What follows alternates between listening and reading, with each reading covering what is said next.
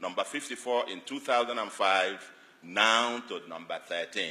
We are one of the countries under the red alert list. And so it hasn't worked. The concoction hasn't worked. The 36 state structure that we have today, Ofodile argues very forcefully that this current 36 structure is contrary to the instruments of surrender of Biafra, that there are three conditions that they agreed on the instruments of surrender, one of which was that the Biafrans accepted, said, we accept the current structure, which then was a 12-state structure. And that B or C of it was that any future change must bring all Nigerians on the table to agree.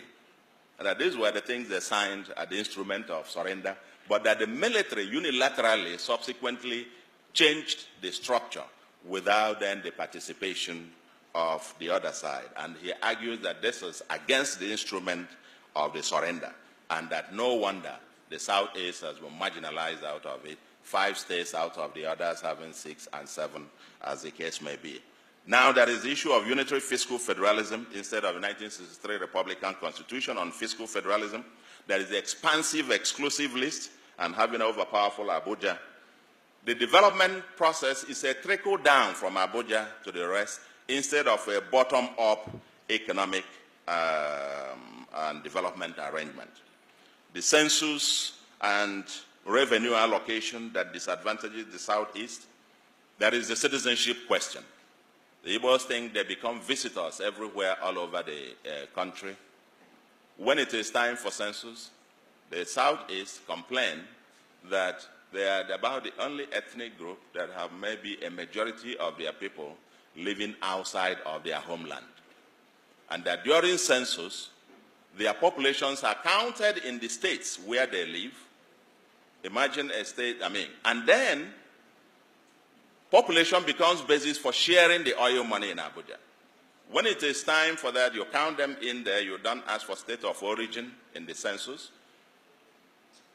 But then, you use also the population to get the allocations. But when it is time to share anything else, you remind them that they don't belong here, as the case may be. So there have been issues about citizenship question, and so on and so forth. So, in other words, this system, it's not just the Southeast or the Igbos that complain.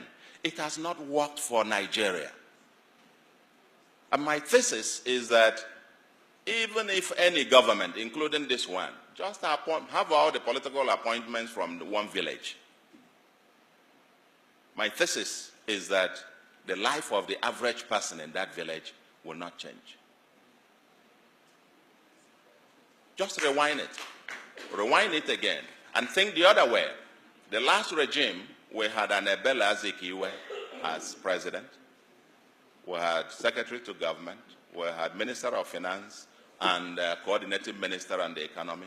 We had all of this, deputy senate president, this, that, and so on and so forth. Most of the financial institutions headed by people from the Southeast.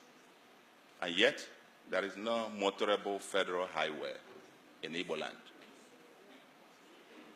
This thing is an elite game, as far as I'm concerned. The issue of who and whatever and so on and so forth is not taking us anywhere. And unless we get to the heart of it. So, it seems that there is a consensus today.